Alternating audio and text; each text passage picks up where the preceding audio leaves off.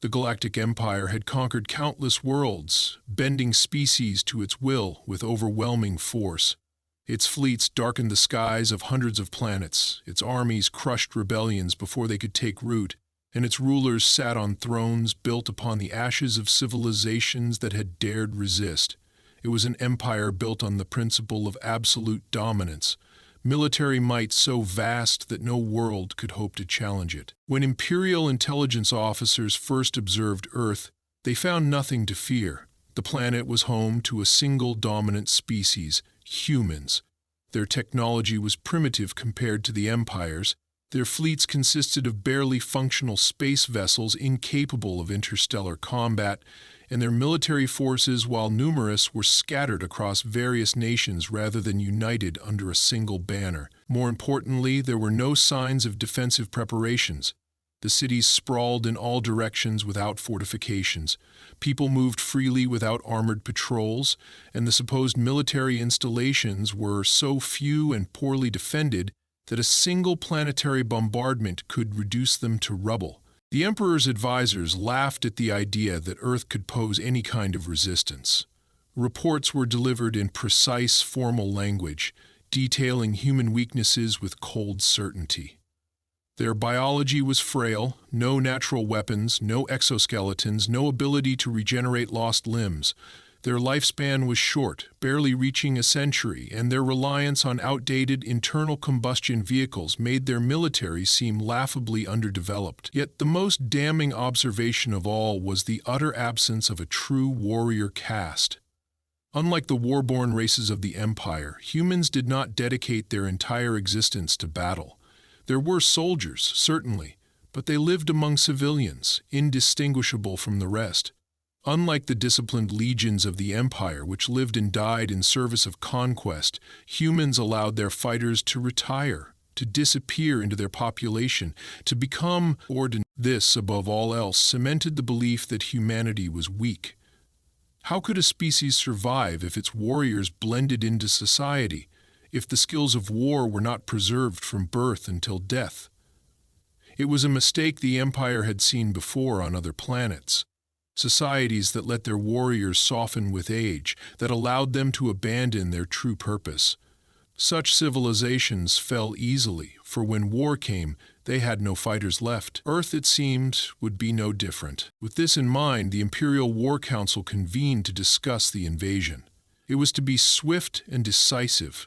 The fleet would descend upon the planet in overwhelming numbers, targeting key military installations first, eliminating resistance before the humans could organize a defense.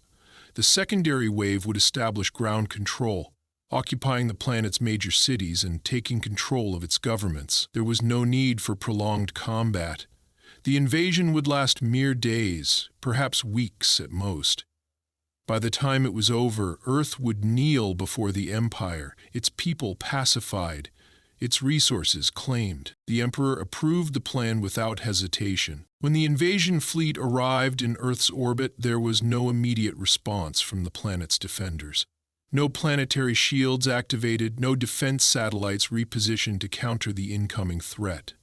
The Imperial fleet hovered in the darkness, its commanders watching with curiosity as humans went about their lives, oblivious to the doom above them. Some small resistance was expected, of course. Earth's militaries would likely attempt to fight back, but their outdated weaponry would be useless against Imperial forces, and once those defenses were shattered, what remained? Civilians. Unarmed, untrained, helpless, or so they believed. As the Empire's warships descended through the atmosphere, unleashing the first waves of soldiers, the humans finally responded. Military bases launched their primitive aircraft, ground forces scrambled into position, and governments issued emergency broadcasts urging civilians to remain indoors. The initial engagements went as expected. Imperial forces crushed Earth's military installations with little effort, overwhelming them with superior numbers and firepower. The first phase of the invasion was going exactly as planned. But then, something changed. After the fall of Earth's official military defenses, The Empire's soldiers moved into the cities, expecting nothing more than frightened civilians surrendering in droves. Instead, they found resistance. Not from the remnants of the military, not from desperate survivors clinging to outdated weapons, but from the very civilians they had dismissed as weak. It started with ambushes. Imperial patrols sent into urban zones never returned. Units advancing through abandoned streets were suddenly hit by sniper fire from unseen enemies. Supply lines were sabotaged, explosives hidden in alleyways ripped apart armored transports, and squads of elite warriors were slaughtered by attackers who vanished into the ruins before reinforcements could arrive. The reports that flooded Imperial command were chaotic, unbelievable. Engaged with enemy combatants, tactical efficiency beyond expectation, suffering heavy losses, requesting immediate reinforcement. Surrounded, unknown number of hostiles. Repeat, these are not civilians. Squadron wiped out. Attacker demonstrated elite close combat skills. Casualty rate unacceptable. The officers of the Empire, seated in their war rooms aboard their great command ships, dismissed these messages at first. Surely it was nothing more than the last desperate acts of a broken people. But as hours turned to days, the truth became undeniable. Earth was not falling. The Empire was. The humans who had once seemed harmless were fighting back with terrifying precision. The ones dressed as shopkeepers, teachers, and engineers turned out to be expert marksmen. The elderly man who had surrendered without resistance had taken down 3 Imperial officers with a hidden knife. The woman running a small cafe had rigged an entire street with explosives, wiping out an entire platoon. The very civilians the Empire had ignored were the ones slaughtering its finest warriors. Imperial intelligence scrambled to explain the situation. How could a species that allowed its soldiers to retire fight with such skill? How did these civilians possess military expertise rivaling that of the Empire's most elite units? It wasn't until one captured human, grinning despite his injuries, provided an answer that fear truly took hold in the hearts of the Empire's commanders. "We don't retire," he said, "we just stop wearing uniforms." Panic rippled through the ranks. Every human was now a potential threat. Every face in the crowd could belong to a veteran of countless battles, trained killers disguised as ordinary citizens. The Empire had assumed that Earth was defenseless because it saw no standing armies. It had never occurred to them that those armies were hidden in plain sight. The invasion had not just failed, it had become a massacre of the invaders. The Imperial forces advanced through the streets of Earth's largest cities, expecting nothing more than a mop-up operation. The sky was dark with the shadow of warships, their presence a declaration of absolute dominance.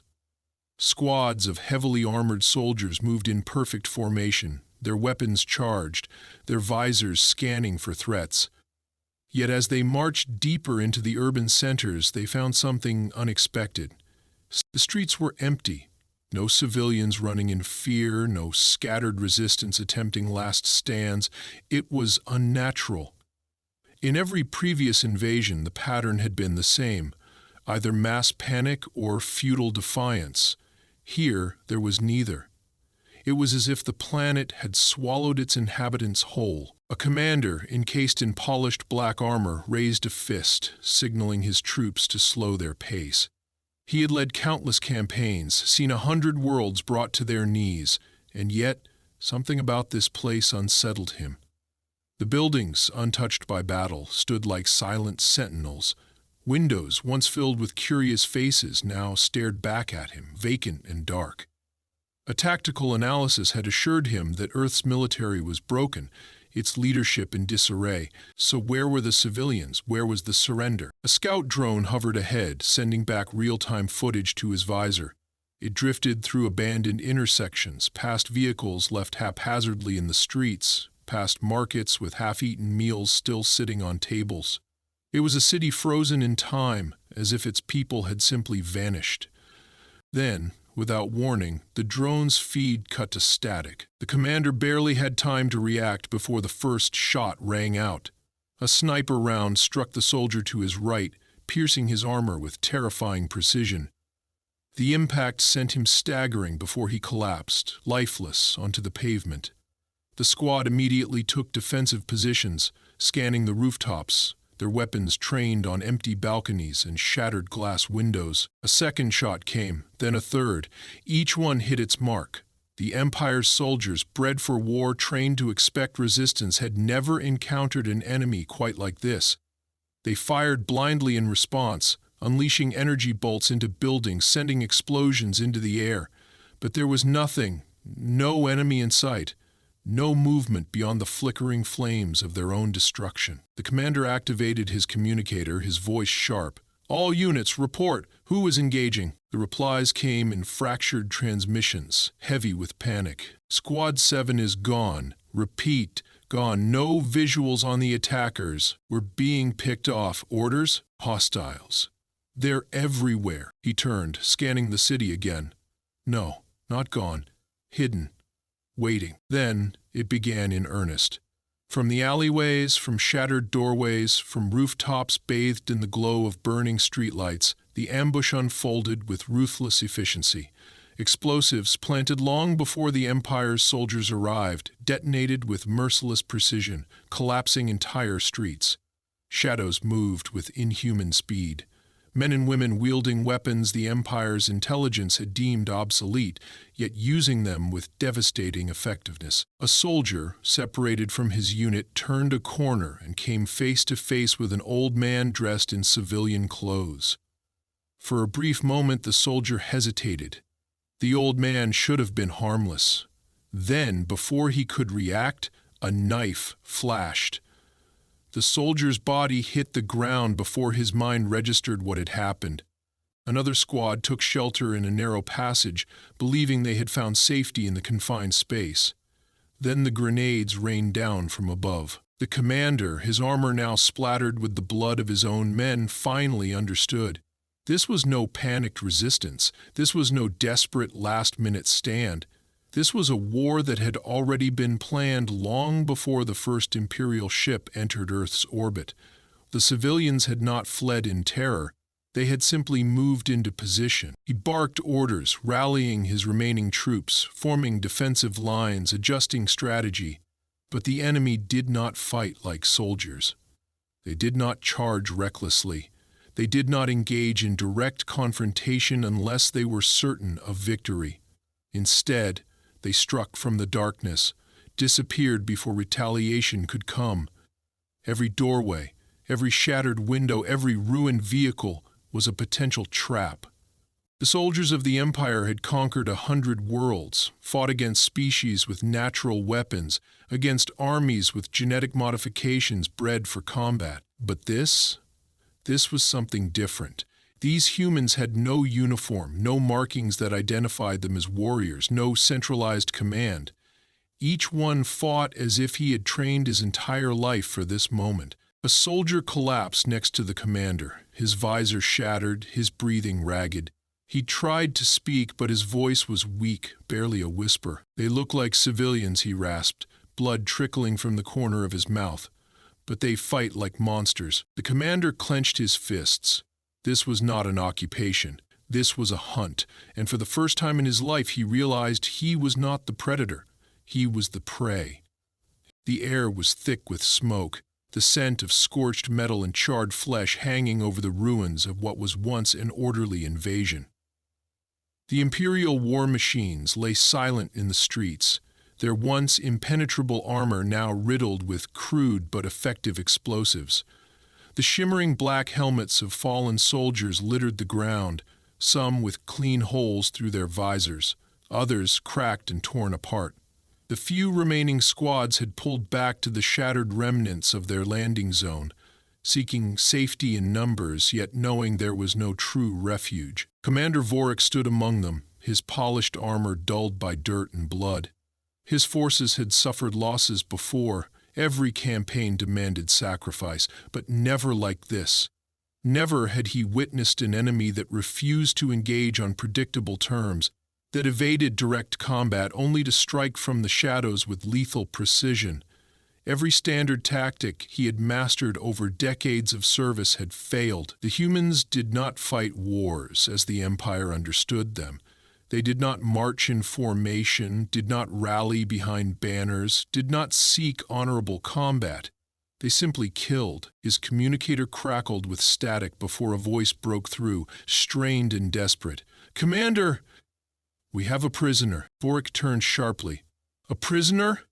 The first breakthrough in this cursed battle.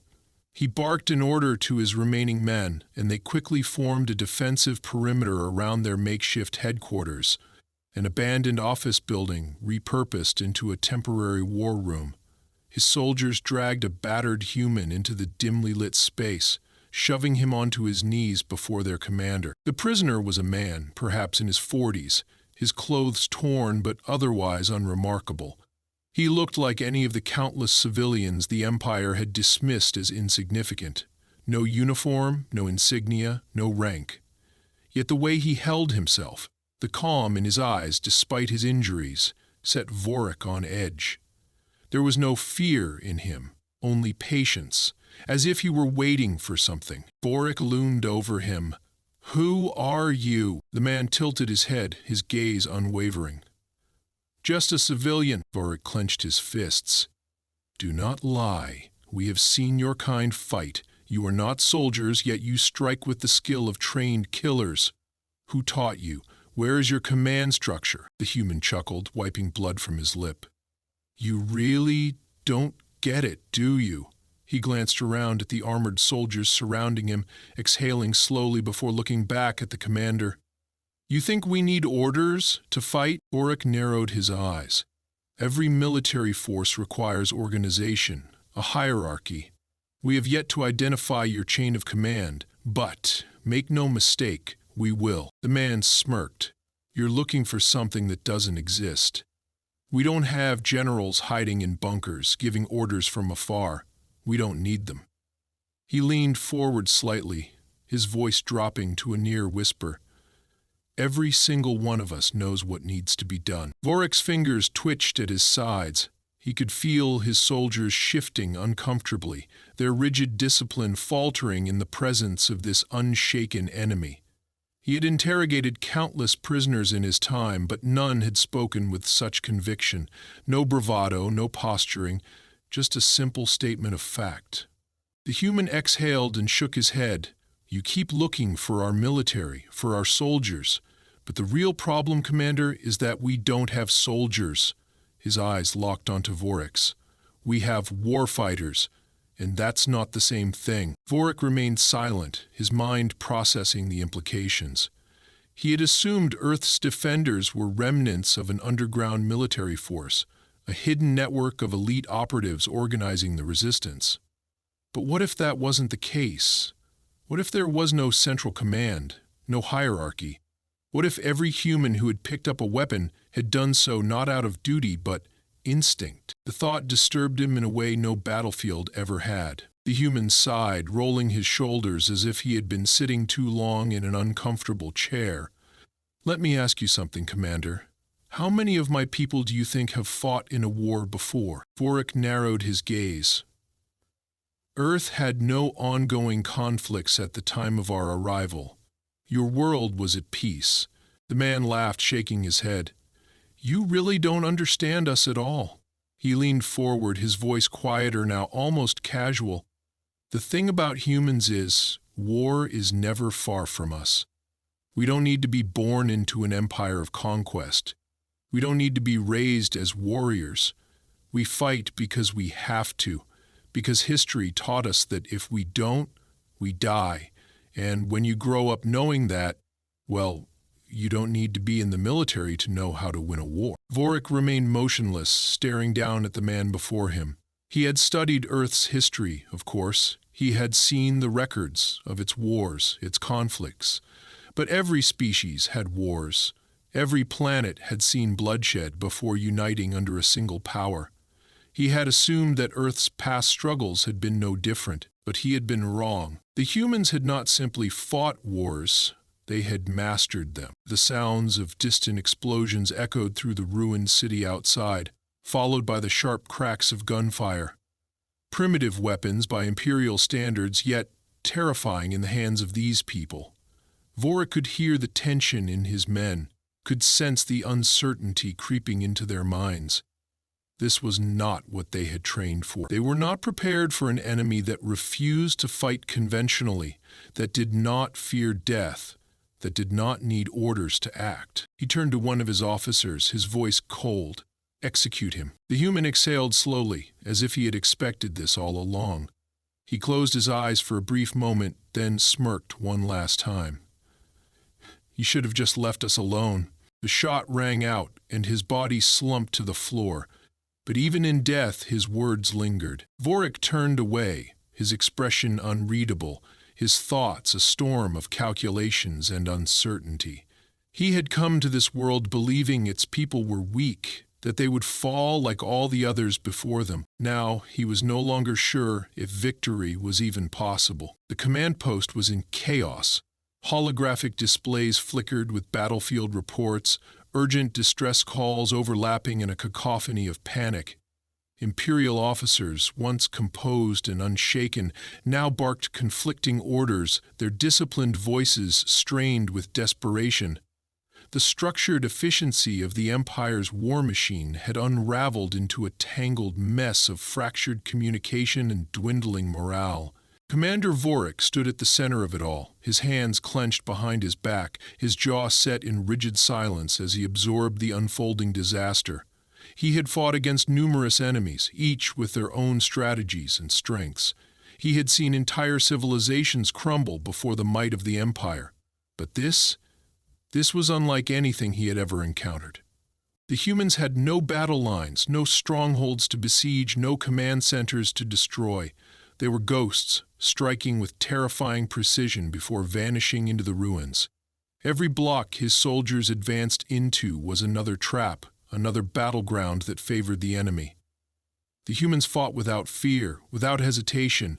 He had seen warriors filled with righteous fury, soldiers driven by duty, even fanatics willing to die for their cause. But these humans, these warfighters, moved with an eerie certainty, as if the battle had already been decided and they were simply playing their part in the inevitable slaughter of the Empire's forces. He turned toward his tactical officer, a hardened veteran who had served under him for over a decade.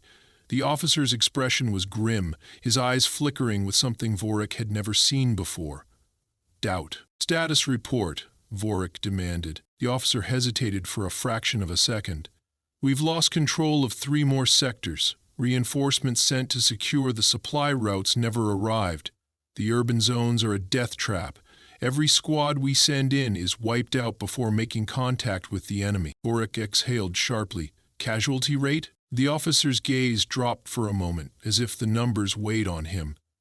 72% of our ground forces are either dead or unaccounted for.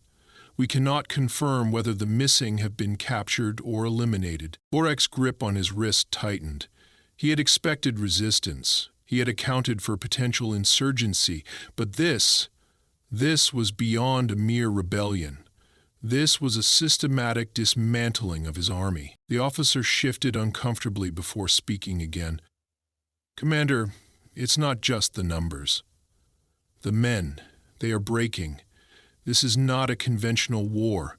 Every step forward costs too much. The soldiers no longer trust the streets, the buildings, the very ground they walk on. They refuse to leave secured zones unless forced. Fear is setting in." Vorik's eyes darkened. Fear. That was the enemy's most dangerous weapon. The Empire's forces were built on discipline, on unwavering belief in their own superiority. But once fear took root, once hesitation crept into their movements, the battle was already lost. He turned toward the holographic map, where glowing red markers indicated human resistance. It was spreading, multiplying, consuming every avenue of retreat. He had planned for a war of overwhelming force, a swift and decisive victory. Instead, he had found himself trapped in a war of attrition that he could not afford to fight. Then the lights flickered. It was subtle at first, a momentary dimming that could have been dismissed as a system glitch. But then the displays sputtered, their bright projections fading, replaced by static. The hum of the command post's generators faltered, and a sudden, eerie silence settled over the room. Vorik's blood ran cold. Then the first explosion hit. The blast tore through the eastern wall, sending shards of metal and concrete flying. The shockwave knocked officers off their feet, the force of the impact rattling through the entire structure. The screams of wounded soldiers filled the space, and before anyone could recover, the second explosion followed. This time, deeper within the compound. They were here. Vorik's mind raced. No human force had ever breached an Imperial command center before. The walls were reinforced, the security impenetrable. Yet somehow, the enemy had slipped past every defense, bypassed every blockade, and struck at the very heart of his operation. A burst of gunfire echoed through the halls, accompanied by the distinct sound of human voices barking orders. Not in desperation, not in fear, but in calm, practiced coordination. Vorik grabbed his weapon, stepping into the corridor. His soldiers were in disarray, caught off guard, scrambling for cover as figures emerged from the smoke. The humans moved without hesitation, their weapons aimed with lethal precision. Every shot counted, every movement efficient. Vorik raised his rifle, taking aim at a silhouette in the smoke, but before he could fire, the human moved. Too fast, too fluid. A single shot rang out. A burning pain exploded in his shoulder, forcing him to stumble backward. He gritted his teeth, pressing a hand against the wound. The human who had shot him didn't hesitate. He didn't linger to confirm the kill. He was already moving, disappearing down the corridor like a phantom. Vorik pushed himself upright, his vision swimming. His command post, his stronghold, was falling, and for the first time in his career, he knew there was no victory waiting at the end of this battle. Only survival, if he was fortunate enough to claim it. A voice crackled through the remaining communications channel. "Commander, the fleet is calling for immediate status confirmation. High Command demands to know if we should proceed with orbital bombardment. Orbital bombardment. The last, desperate measure of a failing invasion. If he gave the order, the Empire's warships would unleash devastation upon the city below, leveling everything, his remaining troops included. It would be an act of destruction, not conquest. And even then, he was no longer certain it would be enough. The humans had already won. His grip tightened on the communicator. His mind screamed at him to fight, to salvage what little remained of his forces. But the rational part of him, the part that had led him to countless victories, knew the truth. He exhaled, his voice hollow. "Pull out. We are abandoning the campaign." The transmission was met with silence. Then, slowly, the order was relayed. The recall signal blared through what remained of the Imperial forces.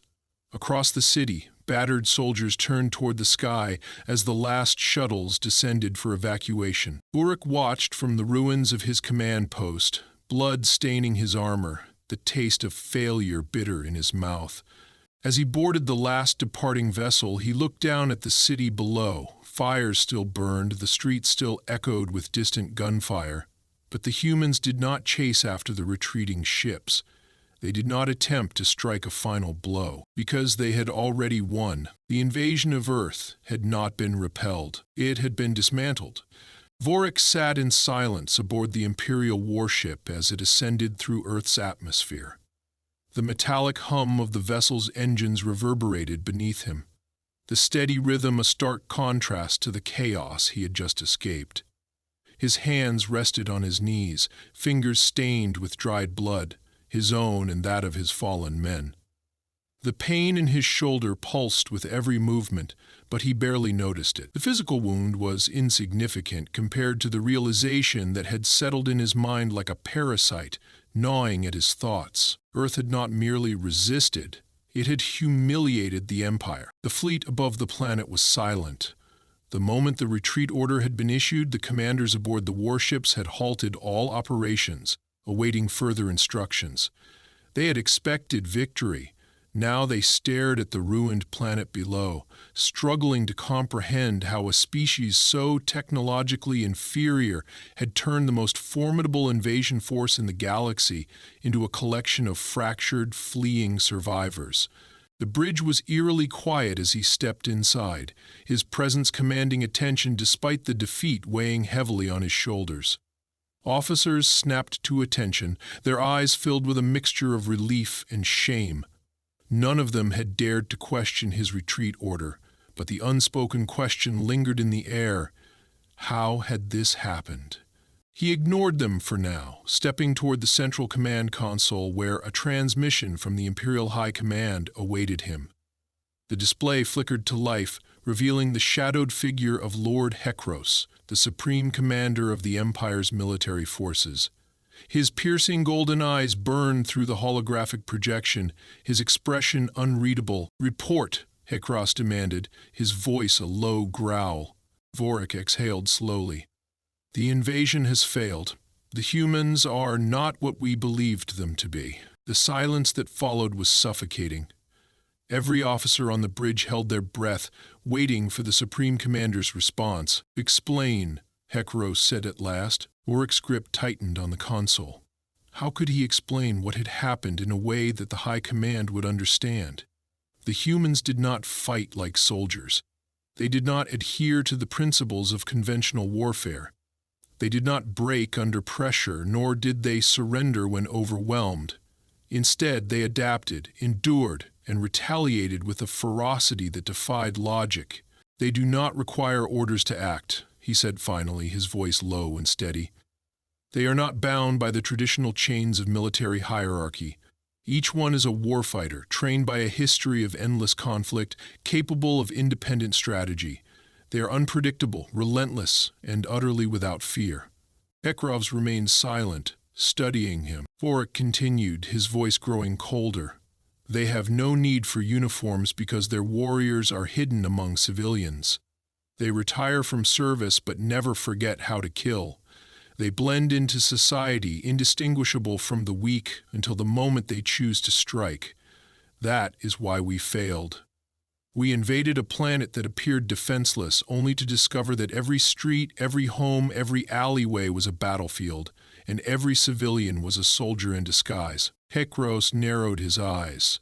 "And you believe this justifies the loss of an entire invasion fleet?" Vorik stiffened. "I believe it justifies our withdrawal. If we had remained, we would not have conquered Earth. We would have been exterminated."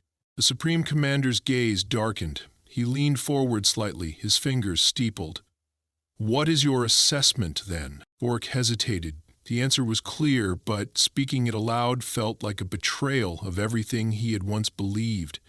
He was a warrior of the Empire. He had spent his life crushing those who stood in defiance, and yet, for the first time, he found himself advocating against war. "Earth is not to be underestimated," he said. "A second invasion would result in even greater casualties. We may have superior technology, but they have something we lack, an instinct for war that cannot be replicated through training or discipline. If we attempt another conquest, we will only return home with more bodies and fewer victories." Hekros was silent for a long moment.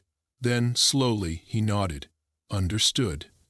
The fleet is to return to Imperial space immediately. The Emperor will expect a full report." The transmission cut off, leaving the bridge in stunned silence. Vorik turned to his officers, his expression unreadable. "You heard the order. Set course for home." The fleet began its retreat, the massive warships turning away from the blue planet that had humbled them.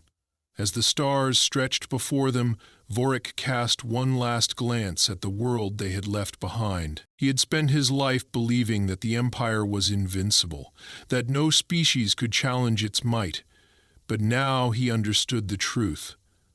The Empire could conquer planets, subjugate civilizations, and raze entire worlds to dust. But it would never break Earth. On the surface below, amidst the wreckage of the failed invasion, a man knelt beside the ruins of a downed Imperial dropship.